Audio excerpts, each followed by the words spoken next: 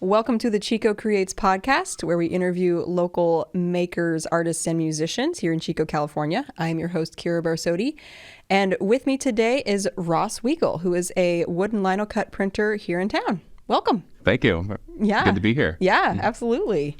Can you tell us a little bit about yourself beyond the bio? Yeah, definitely.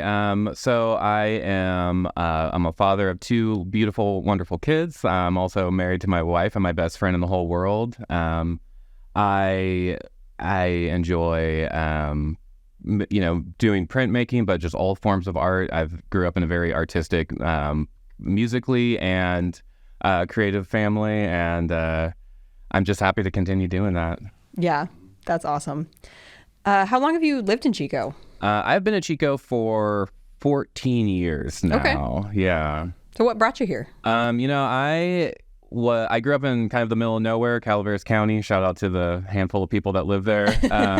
I came up to Chico with a friend to visit because they had some family up here and they were doing some house sitting, and I just had a free weekend. So I came up and we went through Bidwell Park, we went to a farmer's market, and we just explored the town, and I just fell in love with it instantly. I had a couple of months left on my lease back there in my house, and I just on a whim moved up here thinking that I'll move up here for a year or so, and I just never wanted to leave. I love it up here, and I just couldn't, every time I try to go somewhere else or visit or anything like that, I just always compare it to Chico, and it just never is the same. I don't know. I love all the trees and just the community, and can't beat it, honestly. Yeah, for sure. It's same. We talk about moving all the time, especially in summer. Honestly, that's the worst part of living here. Yeah, I hear you on that. but yeah, there's so much that's great about Chico. Yeah, it's definitely its own unique thing. It doesn't feel like a filler town or any of that. It's kind of its own unique entity for sure. Yeah, and it keeps growing in the best way. I believe as so. far as the culture and everything, for sure. Yeah, especially 14 years here, I feel like I can finally earn the point where I'm back in my day, there's nothing over here. It's just fields. Yeah, finally earned that status. So. Yeah, for sure. What is your favorite spot to hang out around town? Favorite spots? If I'm going outside, the Yahi Trail in Upper Park is one of the most beautiful hiking trails imaginable. Yeah. It's such a diverse.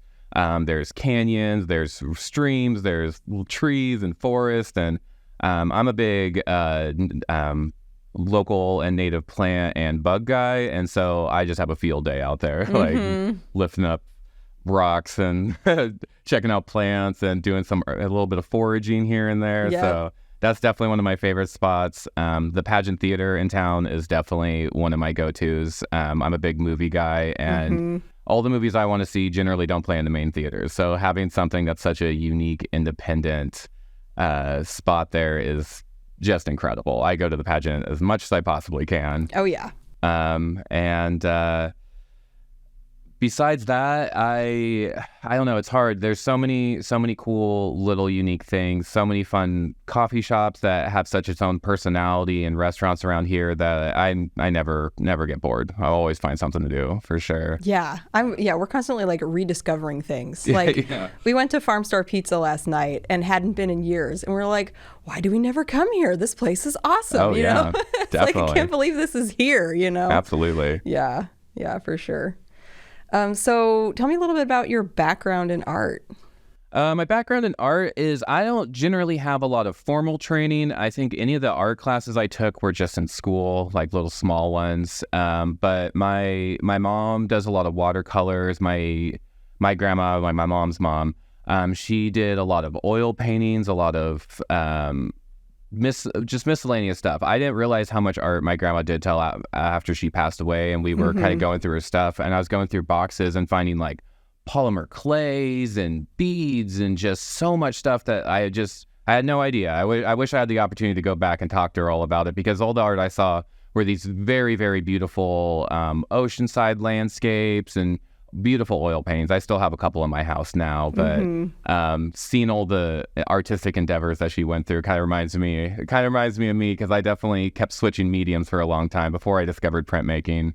I would try a little bit of everything, but printmaking's, once I started doing that, definitely solidified, like, this is what I want to do. This is my most inspired medium for sure. Yeah. What do you love? I mean, I personally love the look of it, but what do you like about it so much? I feel like my brain is I'm a little bit of a scatterbrain, kind of like hyperactive thoughts. And printmaking is sort of the antithesis of it. It's definitely, printmaking is you have to be so focused and so zen on it, because if you carve something you don't mean to, it's gone forever. If you don't realize that you're doing a mirror image of what you're doing or a negative version of it, that the whole piece can be ruined. Right. And so I have to kind of force myself to focus on it and kind of force myself to cut out other distractions, because I know at least when I'm doing maybe like pen and ink drawings or any of that, 10 minutes into it, I start scribbling. I start, doing little things or getting sidetracked. I'm checking my phone, I'm watching a movie or something. Whereas printmaking, it forces me to like really close out the outside world and just kind of focus on what I'm doing. Yeah, full attention. Absolutely. Yeah. Honestly, that's been one barrier for me of like why I don't want to get into it, is because understandable. This is also why I'm an acrylic painter. I need things to dry fast so I can keep moving, Definitely. But it might be good for my state of mind. And it's worth at least trying out. For sure. You can definitely find some low-cost entry points. That's one thing I like about printmaking, is you can spend hundreds and hundreds of dollars on equipment. Or, I mean, I've seen people grab a piece of styrofoam and an X-Acto knife and a $2 ink pad and be able to make art with it too. So there's really, it's easy to get into. It's definitely intimidating because there's a lot of things you got to learn. But you watch a couple process videos and just have fun with it. Just keep trying new things. And I make a lot of large pieces, but I also make a lot of little 1-inch stamps. And sometimes that's what I need just to get my creative flow going, is make a couple like little bug stamps or something, just something small. And it's also low pressure, because sometimes I'll get halfway through a piece or so and feel unpleased with it, and I feel like I've just wasted hours doing it. Doing little stamps are definitely, if I waste it, it's like it was a 2-inch piece of rubber. I don't right, they're pretty gratifying. Absolutely. I've even actually have carved some stamps, and I did one on the end of an eraser. Absolutely. Little raindrop that I put in a lot of my paintings. Actually, I use Very that. Cool. Yeah. So. Yeah, it works good for like mixed media and everything too. Adding those elements is really nice to get repeated patterns. I work a little bit with tessellations, which is really nice. Oh, cool. So having like a repeating pattern using a stamp is great, because every single one is more or less identical to the last one. I know, like for printing on fabric, I've seen a lot of people do like tablecloths and shirts and everything with little tiny tessellation stamps. And then it's a very there's a lot you can do with a medium instead of just standard, here's a print on a piece of paper. Right. And that's what draws me to it, is just how versatile it is and how like distinctive the look of it is. Definitely. We were talking a little bit before we started recording about like you can't really capture that with digital. There's something very tactile about it, and you can kind of tell the difference between a physical print versus a digital, like something that was created digitally. Definitely. I think in almost any handmade medium is that the imperfections are actually what make it unique. I love digital art, huge fan, lots of digital artists I follow, and no way am I trying to malign digital art. Not at all. But one thing that I like and dislike about digital art is the perfectionism of it. Like I'm definitely not a perfectionist. I like things a little weird, a little gross, a little messed up. And printmaking, fantastic for that, because there's any of my pieces I can go through, and if I wanted to be perfectionist, I could be like, this line's a little crooked, I didn't mean to carve this part, whatever. But I think it adds so much personality and so much unique feeling that I feel like it's such a personal thing for printmaking. All of my pieces I feel like look like my art. I don't have any pieces that I feel like, oh, I mean, that's so and so's art or derivative of this. Like, it's very much what my art goal is, and part of my art goal is to embrace the imperfections of it. I like the handmade feel. If I get a ceramic mug from a local artist, like, and it's a little wonky, that's what I like about it. I picked the wonky one on purpose, you know. Right. Someone blows glass and there's a couple bubbles in it. I like the bubbles, you know. I don't need like the Pier 1 glass. I want the local eccentrics glass, you know. Right. Yeah, for sure. The one that looks like a human made it. Exactly. And that's nothing to say about the quality. Like, there's just always going to be little things that happen when a human is reproducing something over and over again. Absolutely, yeah. Let's see. Oh, do you want to tell me a little bit about the work you brought in today? Yeah, absolutely. I brought in a few pieces that I don't generally show at a lot of my ones. One of my pieces I brought in is my largest piece I've ever done. It is a 2-foot by 3-foot piece. It took me several months to carve. Some of my 4x6s, my 5x7s, I can usually do in a couple of hours, whereas this piece, it was so many little textures and so many things that I've never tried to work with before. The depth of it and just the size of it is intimidating in a nice way and like an inspiring way for me. Working on that scale, there's a lot of little things that could go wrong. You know, that's with printmaking, is like you carve something you don't mean to, it's gone forever. And so working for over a month on a piece is scary. It's a scary endeavor, you know. Like so that was one of them I brought in. I also brought in ones. I did an album cover for a band down in Sacramento. Shout out to Lightweight, fantastic punk band down there. I've known a few of the members for a really long time and just big fan of their work. But I did one of their album covers that they were using while they were on tour that I really like. It's got a lot of tarot inspired stuff. Most of my inspiration comes from more plants and kind of trash animals and the less loved ones. But I have quite a few tarot decks at home. I don't personally do a lot of tarot for myself, but I think artistically tarot decks are some of the most interesting. Oh yeah, that was my gateway drug with tarot, was just the art, and now I'm like way down the rabbit hole. It's like a whole pack of playing cards, like 52 playing cards. I gotta walk through, you know. Especially if some of the real old style tarot ones are actually wood cuts and lino cuts. So a lot of their techniques are similar ones that I've brought into my work as well. And then I also brought one piece that is one of my personal favorite ones. It's this wonderful bug and frog dancing one. Seen that one at your shows. Definitely. Yeah. This is one of my more popular prints. I did, this is a 9x12 version. I've done a 5x7 one as well. That was one of the first pieces I did that I was really proud of myself for. Like, I did probably 5 or 6 pieces before that one that I was really happy with, and it was a lot of fun. But that was the first one I did where I felt like, wow, I'm actually know what I'm doing. There's different textures and feelings, and that was definitely one of my more popular prints. And people were asking about trying to get a bigger size, but with printmaking, it's the one size. I only have one size stamp that I did for it, so I actually redid it on a larger stamp. And what I liked about doing that was because it was larger, I was able to add a lot more fine details that I wasn't able to on the smaller one. Yeah, I love all the little portraits on the wall of this bug and frog family and everything. Yeah, this one I always really like too. It kind of reminds me a little bit of me and my wife. You know, a lot of romantic art is done based on new romances, you know, like falling in love and all this. And I think there's something really beautiful and special about old mature love, you know. Like my wife and I, we've been together for 13 years now, and we've gone through so many phases of life. And, you know, we were literally 20-year-old kids when we got together. And now we're in our mid-30s with 2 kids, and just, I don't know, there's something really beautiful about long-standing love that I feel like doesn't get represented quite enough. And so this one particularly I really like.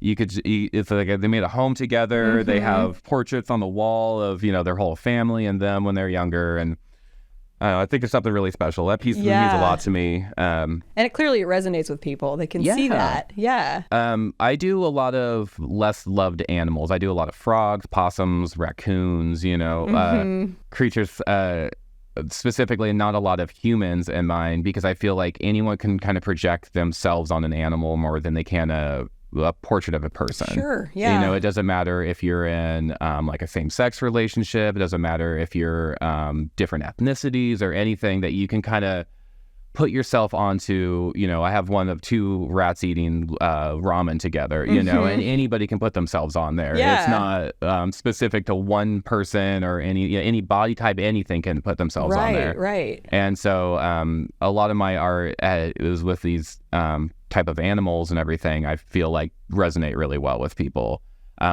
Especially ones like my possums and raccoons and stuff that people can kind of project some maybe society might say is negative qualities, but they really appreciate about themselves, you know?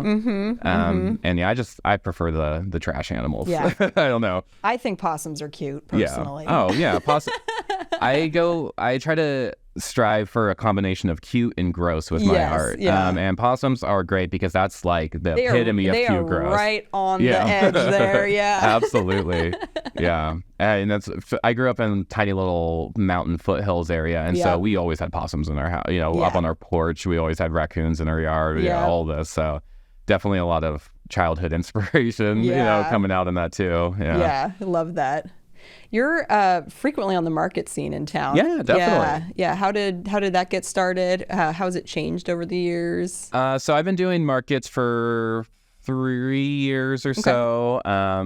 One thing I love about our community is that there is no shortage of markets. There is so many of them in a good way. I don't think it's flooded. I just think that if you're just, you know, a regular everyday person, you want to go see some art almost any weekend, you can go somewhere in town and find some people showing it. My first market I ever did was a few years ago for the Chico print party. Oh, cool. Which is really cool because it's just all other like printmakers mostly. And what I like about printmaking is because it is such a unique to the individual expression that there's not any competition with printmakers. Yeah. I feel like, you know, you get too many people who are making jewelry or too many people who are making ceramics. There is going to be a little bit of competition. Whereas printmaking, every single one is so different than everybody else that the Chico print party was a lot of fun and definitely introduced me to a lot of local artists that I didn't know before. Who have now become friends and inspiration for more pieces. And that's been really cool. The last 3 years, I did the Chico Bazaar, which I know you have as well. That is one of my absolute favorites because it really is like all the most unique creators in Chico all in one place, you know, that it's hard for me to be there because I want to leave my booth and just look at everybody's stuff. You know, I try to find little 10-minute breaks in the, you know, in crowds where I can run out and get all my Christmas presents going and just, you know, take it all in. Cause there's people who make, you know, there's people who make painting, there's people who make jewelry, there's ceramics, there's glass blowing, there's a wire yarn spinner art. there. I definitely bought myself some yarn. Oh yeah, definitely. Yeah. It's so unique. There's so many, just such a variety. Yeah. That there's no limit to the creative power of our community. Yeah, I heard somewhere, okay, this is like hearsay upon hearsay, but we have one of the highest percentages of artists per capita in Chico. I believe it. Then, I don't know, I'm just going to say everywhere. Everywhere, the whole world. There are a lot of artists in this town, which is awesome. Chico is like my ideal size for a place because it is, I think, technically a city, but it doesn't feel like a city. Yeah. Chico is also, I want to go as far as saying isolated, but when you leave Chico, it's just farmland. There's nothing out there. When you're in the Bay Area, it's like you go to a little bit farther into one town and then you realize you're in a completely new town and it doesn't feel that much different. It's just, you know, technically on paper, this is, you know, the spot. Yeah. Whereas Chico is definitely its own little community. Yeah, absolutely. I definitely experienced that. We lived in Santa Cruz for 5 years and there's like 5 or 6 little towns that are all touching each other and you have no idea you've moved into a new one. Which is so different than here. Yeah, it feels completely different. Nice little creative incubator up here. Totally. Yeah, absolutely. And not just like physical art, but just music and stuff. There's such a variety of bands in town too.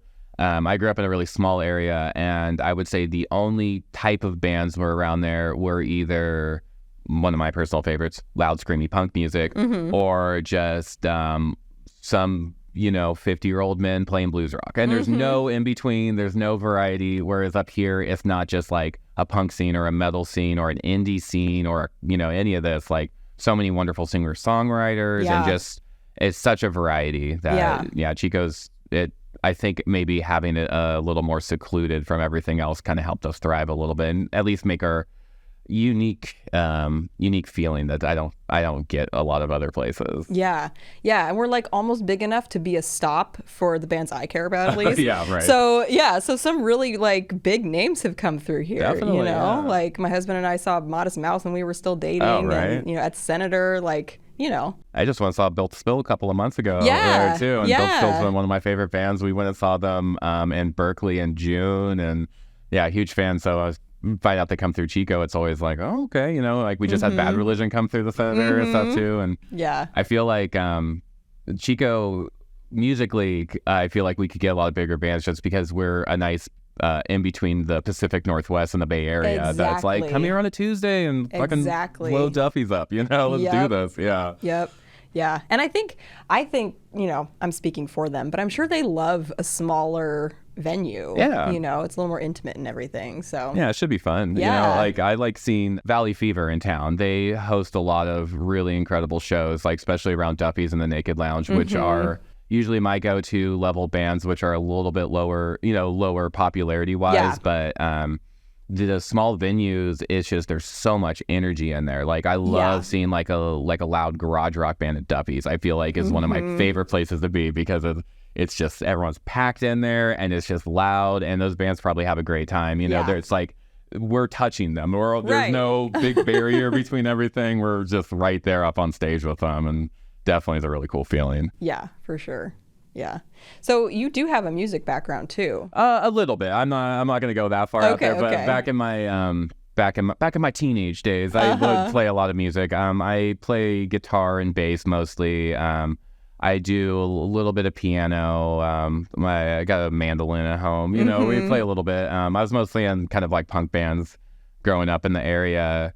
I also, one of my favorite musical projects I was working on back then was I was in kind of like a surf band for a little while. I had this old PV tube amp with this beautiful reverb on it. Nice. That like you can't play anything besides surf music with that kind of reverb, And so that was a lot of fun. I did a lot of kind of folk music back then too. But moving to Chico, I kind of cut off a little bit musically just because when I first moved here, I literally knew zero people in town, and so music's definitely something that's fun to share with other people. Absolutely. But, and then, I started working and having kids and doing all of that. So music-wise, I don't do a whole lot now. I kind of just play a bit with my kids, Nice. like they love, they always appreciate it. So it's fun, teaching them all the different instruments and everything we have. Yeah, absolutely. Yeah. And how have you balanced, work and kids and everything with your art life? I don't. my kids take the forefront of everything, in a good way. I absolutely love being a dad. It has its limitations. Obviously, I have a 5 and my youngest is going to be 4 in like 2 weeks from now. And that takes up 90% of my brain power. And then I also work as well. So that takes up a lot of it. And so my art time is definitely limited. But I feel like maybe being limited, it kind of helps me a little bit because if I have like a couple hours like carved out for me to do, no pun intended on carve, I will utilize it to, the fullest extent. Yeah. I also feel like my kids have been a huge inspiration for me too. A lot of my art before having kids, I kind of focused on the gross part of the cute gross. Like I like drippy, gross, slimy stuff. I like things that are kind of abrasive and all this. And then when having kids, trying to show them my art, because they always like seeing it, I don't want to like scare them or gross them out or freak them out. And so I definitely softened a lot. But I think when I softened is really where I kind of found the voice that I want to express. I definitely like things that are weird and messed up and abrasive and everything. But I'm also like, I'm not the most like aggressive dude. I'm definitely I'm a soft guy, not in a bad way or anything, but I appreciate flowers and beautiful things and nice stuff too. And so having kids, definitely softened it down. I know I'm still kind of keeping similar subject matter, but just my approach on it's different. And I feel like it has been more, people resonate a lot with it too. It's not just people like, oh, that's really gross and messed up. It's like, that's a really beautiful picture. That's like seeing two rats on the street, I can make that a really gross picture, but I made it of a beautiful Lady and the Tramp style eating some ramen, I can work with it. So my kids have definitely shaped me tremendously, and I think definitely for the better. Yeah I would say same for me, totally. When I feel like I keep telling the same stories on here, but it's new to you, so I'm going to say it again. Can't wait. I've heard them on the podcast before, of course, but right, I would love to hear them again. Yeah, when I had my kid, the early postpartum was rough, and I switched completely to abstract art because the executive functioning of my brain just disappeared with that, as it does, and that I had never been able to like tap into the abstract art before, and he just completely unlocked that in me, and I feel like my work is a lot more playful and a lot more like joyful, and it's been like the worst and the best thing ever becoming a parent. Absolutely. When I talk to people about having kids who don't have kids, I try to find a comfortable level, because part of me just wants to like complain, a little bit. There's no shortage of complaints with having kids. It's definitely, it takes up 90% of your focus and your energy. All your spontaneity is completely gone. Yep. And so I'll try to vent a little bit of that, but I also don't want to scare people away, because honestly, being a dad's my favorite thing. I would not go back and change it for a million years. Like I love being a dad. They just seeing so many processes of life is beautiful and inspiring. And I just also happen to got great kids. They're very fun, happy individuals that I wouldn't trade ever. As much as I love like going out and hanging out with people and going out of town sporadically and doing all that, I wouldn't trade it. Yeah, absolutely. I was the other day just thinking about how much like my whole perspective on life has changed. Like I have a tendency towards depression, but since having my baby, I'm like, there's no way I would ever want to leave this planet and this life. Like, not just for him, but you see the world in a completely different way since having kids, and like just how beautiful and wonderful life is. It sounds really trite, but it's hard to like express to someone who doesn't have children how much it changes everything. Absolutely, I fully agree with that.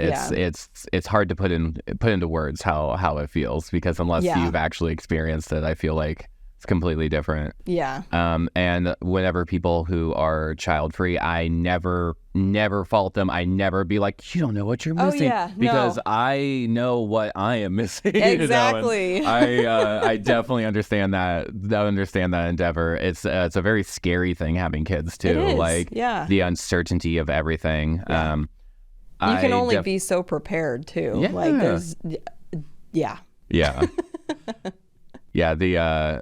just uncertainty of life. Like I definitely naturally have a kind of a pessimistic view of a lot of world events and things that are going on. Same. That it's hard to want to, bring more people into the world, whatever. But my kids are just, I feel like it's proof that there's such wonderful beauty in the world, and that like humans have been around for a really long time, going through so many different problems, and we survive. And I think we constantly are getting better, humans. Like we were talking a little bit about this before, but I feel like growing up, my mom was very supportive of me, but I feel like society itself was like, don't be proud of your accomplishments. If you brag too much, people are going to think you're arrogant. If you admit that you're happy, that means something bad's going to happen. If you're struggling and you tell people, you're just bringing them down. I feel like these are all things that, at least for me, and I feel like generations before, are constantly dealing with. And I feel like, at least with this generation of kids, it's not just my kids, but other people's kids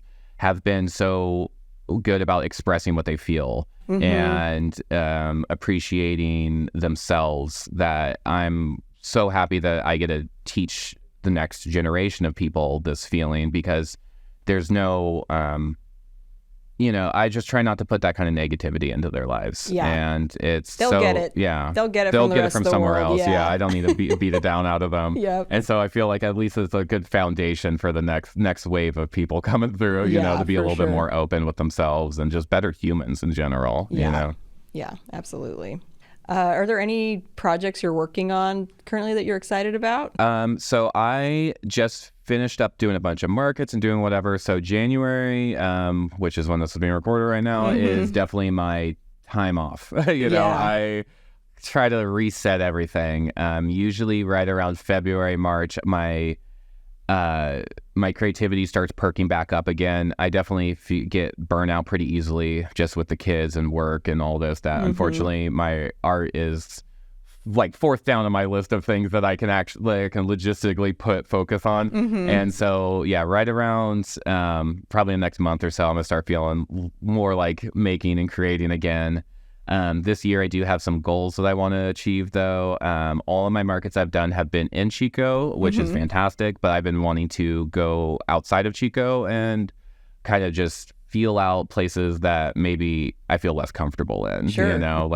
I really want to go down to Sacramento. I want to hit, East Bay area, Berkeley and Oakland, do a lot of markets as well. And I definitely want to branch out. And I do a market in town and I know half the people that come through, the other artists I all know, and it's a very nice, comforting feeling, but I feel like maybe getting outside of that comfort will be good for me, creatively. So absolutely. I definitely want to work on doing that. I have some goals too. I want to, I don't enjoy doing commissions for the pressure, but I enjoy working with other people about projects I'm excited about. So last year doing an album, like a record sleeve for a band, was really cool. And last year I also, over at Secret Trail, I did one of their shirts for one of my favorite beers over there. And working with that's been really cool. I would like to collaborate more with people. So if there's any bands in town that maybe appreciate the style, I definitely would like to work with, making some stickers or some shirts or something. That's all the stuff I like. I have such a huge collection of band shirts and local business shirts and stuff. And knowing that I have, a couple of my own thrown in there now is just a really cool feeling. So absolutely. I definitely, this year, I don't have any particular set in stone plans besides my normal markets I like to do. But I definitely just want to expand more. I want to get outside my comfort zone more and, try some new things and just get out there a bit, Yeah, awesome. Yeah. Well, where can people find you online? I don't have the biggest online presence, but I do have an Instagram page, Ross PMW. I don't post very much on there, but any of my new projects I post on there, and I have a lot of fun process videos, which is personally one of my favorite parts about printmaking, is that there's so many parts of the process, and I just get lost watching other artists' videos. So definitely it's fun to check out. So a lot of fun process videos, and I do some local sales through DMs on there as well. So checking out Instagram's the place to go for sure. Awesome. Yeah. Well, great. Thank you so much for being absolutely. on. Thank you for having me. I'm honored to ask. So many incredible episodes of this podcast, so many great makers and musicians and artists in town. I'm happy to be part of the ranks. Of course. Yeah. And the list is a mile long. Yeah, I'm sure. Yeah. Well, I'm really glad that could have you on today. Yeah, thank you. Thank you for having me. Of course. Yeah. So this has been Chico Creates. We will see you around town. Yay! You only call me when you're lonely, darling, when you wanted something to change. If you love what we're doing with the show, please consider becoming a supporter for as little as $5 a month. And if nothing else, subscribing and leaving us a review on your favorite podcast player is always very much appreciated and will help other people find us and the stories we share. You can find Chico Creates on Instagram at chico.creates. Thank you for listening and being part of our community. You only call